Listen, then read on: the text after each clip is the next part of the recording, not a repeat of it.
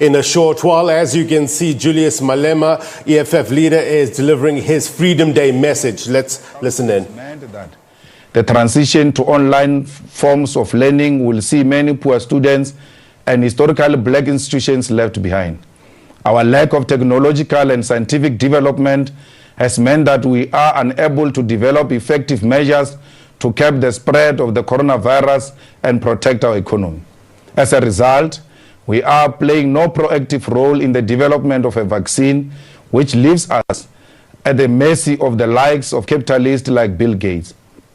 Our healthcare sector faces a possible collapse. It is a sector that is understaffed, under-resourced, with many necessary equipment such as ventilators and functional ICUs non-existent. The structural problems have faced our country since 1994 are worsened and deepened by the impact of this virus. It has revealed to many that the current economic status quo is not sustainable. Fellow fighters, today marks a day of historic shift in the politics of South Africa. It is on this historic day, 27 April 1994, that South Africa participated in its first democratic elections, where all citizens, black and white, were allowed to participate in the election of their own government. The political right came after decades of struggle by our liberation heroes who fought both the British and apartheid regime for the right to govern their own affairs, their own people, and their own land. In 1994, black South Africans who had been battered and bruised by the racist apartheid regime took a stand. On this day, black South Africans removed inhuman government of Hendrik Verwoerd, D.F. Malan, Peg Botha, and the racist F.W. de Klerk.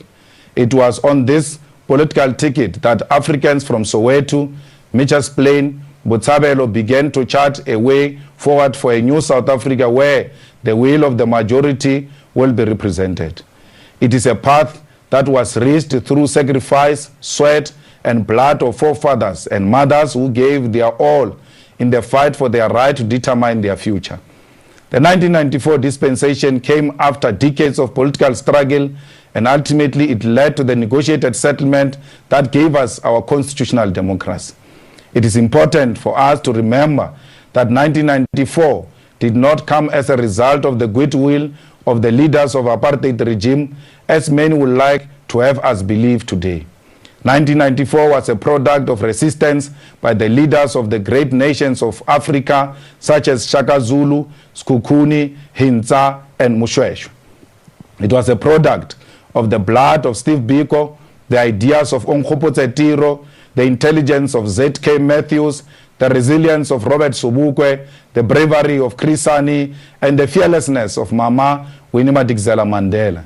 It was the armed struggle led by the likes of Chris Hani, Sabelo Phama, Jafta Masemula, and Mama Nomvo Boi that confronted a regime that used violence to oppress our people with determination. It was the unity of students, workers, and religious leaders who, with stones in their hands, refused to betray Africa and fought for independence even when it meant they would lose their lives. Who can forget the role of the young lions of the 80s who responded positively to O.R. Tambo's call to render South Africa ungovernable and apartheid machinery unworkable? The democratic dispensation of 1994 is a product of this and many other unsung heroes, not the kindness of racists who succumbed to revolutionary spirit of resistance. It is a day that has come to be known as Freedom Day, as it was a day that was meant to be the first step towards the liberation of our people.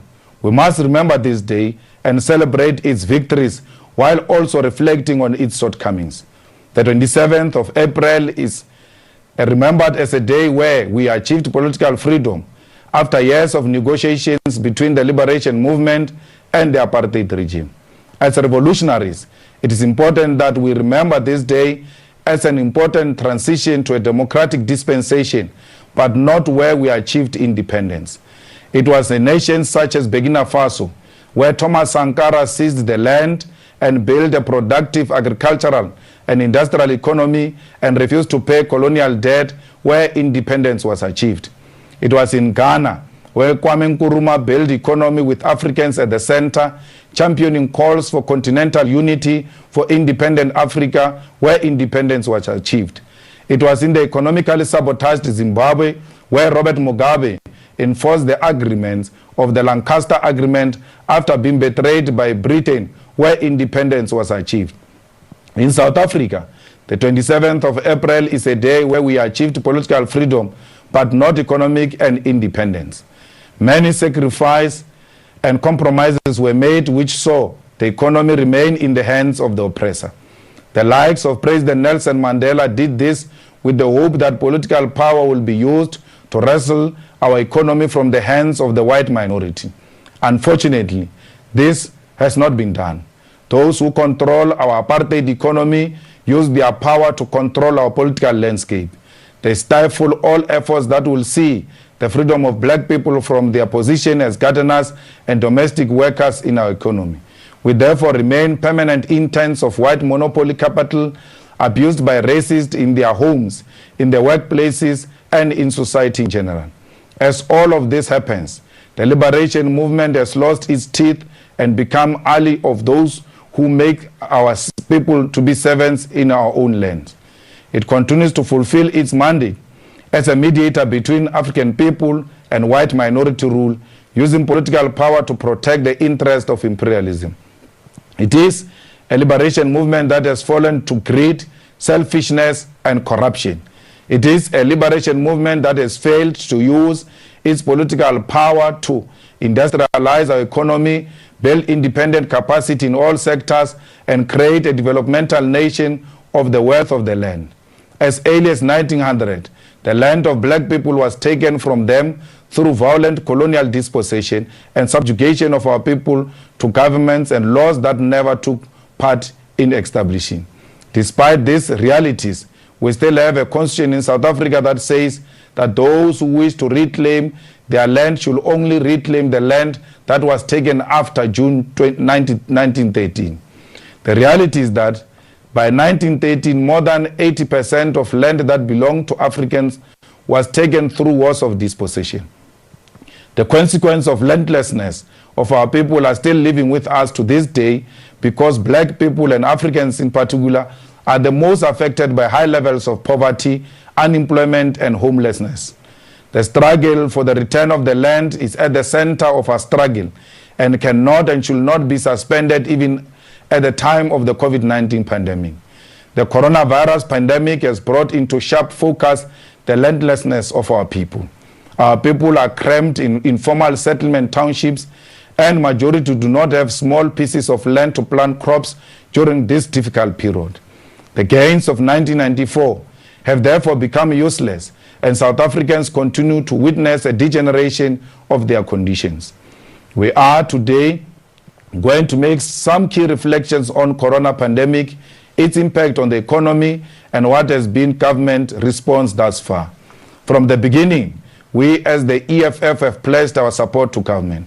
We fully support the lockdown because, unlike many other viruses and disease, corona is a highly contagious disease which easily spreads from human to human and sometimes can infect people just by touching surface where it is. We call on all our people to remain disciplined and obedient to all the regulations that have been announced by government. We should maintain high standards of hygiene and must not leave our homes even when it is not necessary. We know that this is a difficult period, but all available evidences has demonstrated that corona is highly infectious and can easily transmit from one person to another. The corona outbreak has brought into sharpest focus the economic, social, and spatial inequalities that exist between black and white people in South Africa. Even when they want to be in self-isolation, our people do not have spacious houses to isolate into because they stay in shacks. Even when they want to keep maximum hygiene standards, a huge number of our people do not have access to clean water. The coronavirus has exposed sharply the economic freedom fighters has been raising since its formation. The outbreak of corona has demonstrated that every nation needs stable, dependable, and capable government with sovereign capacity to generate own revenue and will to build independent industrial and manufacturing capacity to produce critical goods, equipment, and services.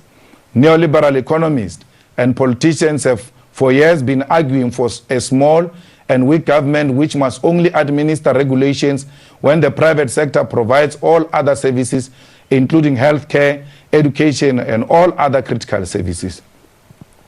The current corona pandemic has demonstrated that the private sector cannot be relied upon for the provision of basic services for all our people, particularly health services. Big business, whether black or white, is not loyal to any nation and does not care about the people. They are only loyal to profits. The coronavirus has demonstrated that big capitalists from Stellenbosch and Oppenheimers are not friends of government and are not at all defined by patriotism. The patriotism of big business in South Africa and everywhere in the world is towards profit maximization, not towards a people. That is why even in these times of need, big businesses continue to be self-seeking and their contribution comes nowhere close to the minerals, wealth, and cheap labor of the people they have exploited over the years. The coronavirus has demonstrated that politicians from the ruling party cannot be trusted with the lives of our people. That is why they steal and loot food even in the darkest hour of need. They distribute food and water in partisan way and worse at a time through factional means during these difficult times, when we are supposed to put aside our differences and unite against the invisible enemy. The coronavirus has demonstrated that the slow pace of delivering of communications and infrastructure and usage of technology, as we called for in our manifesto, has huge impact on the education of particularly poor and rural masses. The coronavirus has also vindicated the progressive policies of the economic freedom fighters on the question of land, jobs, industrialization, education, social grants, and constant provision of quality health care for all. As a result, we are going to present concrete short and long-term solutions on what is to be done. The following criteria will be covered: healthcare provision, social assistance, education, the economy, solidarity with African continent, and poor nations. Some of the interventions we'll announce here have been contained in the many media statements we've issued and many letters we have written to the President and members of the executive. All public representatives have committed a third of our monthly salaries to fight against coronavirus. What this means is that for 3 months, the EFF councillors, members of provincial legislature, and members of parliament will have contributed millions into the fight against coronavirus. So while councillors from other political parties, MPLs and MPs are stealing food parcels from poor people and are arrested for drinking and driving, violations of the lockdown regulations by driving with alcohol in their cars, we in the EFF are sacrificing our salaries so that we can defeat the coronavirus. We will be directly involved in interventions against extreme levels of poverty and negligence by government, and this will be on case-by-case basis. Our public representatives in Metsimaholo are at the forefront of provision of basic water and other essential services to the people of Metsimaholo. Our public representatives have been helping in different informal settlements throughout the country, and this informal settlement must be made formal. They have been fighting nonsensical evictions carried out by municipalities. Our public representatives in Cape Town have been preventing municipality from evicting poor people from their areas of residence. Our public representatives have been involved in overseeing the work carried by government and have opened many police cases against acts of corruption by politicians from the ruling party. The EFF's proposal and recommendations are therefore informed by the real struggles of our people in communities, because that is where we are. Our proposals and interventions as the EFF are aimed at saving lives, and we agree with the observation made by the President of Ghana that whilst we all have the capacity and knowledge to revive collapsed economies, we all don't know how to breathe life into dead bodies. we must make sure that we continue to be responsible. In terms of health provisions, we as the EFF believe that government should use this period to build permanent healthcare systems and infrastructure that will respond to all needs of our people. Instead of temporary hospitals, government should build an extended network of hospitals, clinics, polyclinics in all wards, townships, informal settlements, and villages. Government must make sure that some of the hotels, lodges, and other hospitality infrastructure must be converted into quality healthcare facilities, and some must be permanent for provision of primary healthcare to our people. The screening and testing of communities must not be done only during this period, but must form part of South Africa's health system going forward, including outreach campaigns to educate our people about preventative measures, as it is the case now with coronavirus. Government should convert existing government infrastructure that is not being used for anything into accessible quality healthcare facilities. This should not be temporary because South Africa's health burden is one of the most devastating health burdens in the world. The population of South Africa is less than 1% of the global population, but more than 15% of HIV/AIDS related deaths come from South Africa.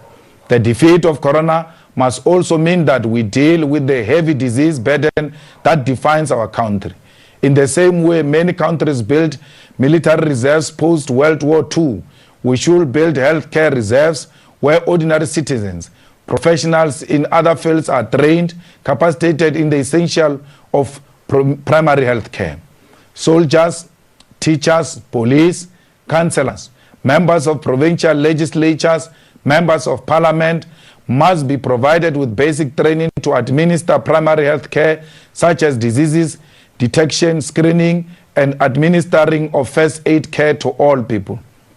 South Africa should build its pharmaceutical capacity to produce generic medicines and vaccines.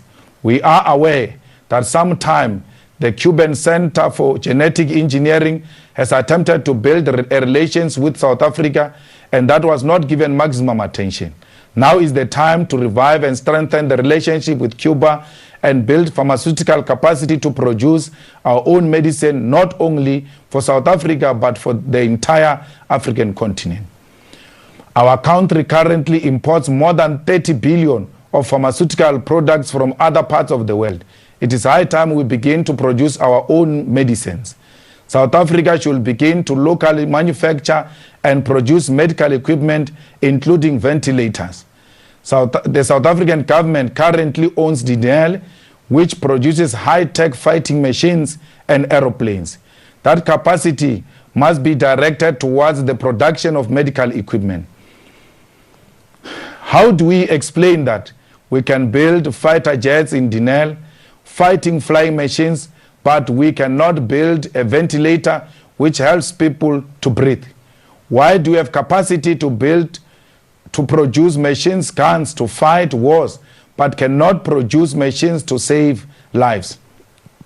The CSIR should be given maximum support and capacity to produce medical equipment, and the CSIR supported programs to produce test kits by black South Africans must be given maximum support. There is currently no sound reason why our country cannot produce its own masks, which are needed in the containment of coronavirus. We need to build local industrial capacity to produce our own medical equipment.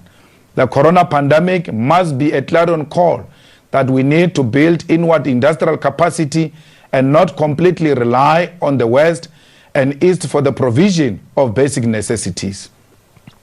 Since our formation as the economic freedom fighters, we have called for the doubling of social grants for old people, child support grant, disability grants, and all other grants that are provided by the state for those who cannot help themselves. We fully welcome the increase of social grants and the introduction of basic income grant for unemployed people. Our demand in this regard is simple. These increases must be made permanent. The old age grant must never be reduced and must instead be increased to 2,800 per month. The child support grant must not be reduced, but increased instead to be 800 per month. The basic income grant must not be reversed and must instead be increased to 1,000 per month. These interventions will play a significant role in boosting local economic activities and in the reduction of poverty for our people, not only during this period, but forever. We want to caution the current government that if you want peace in this country, you should keep the basic income grant for all our people who do not have jobs and are not employed, and it must be increased. Some provincial governments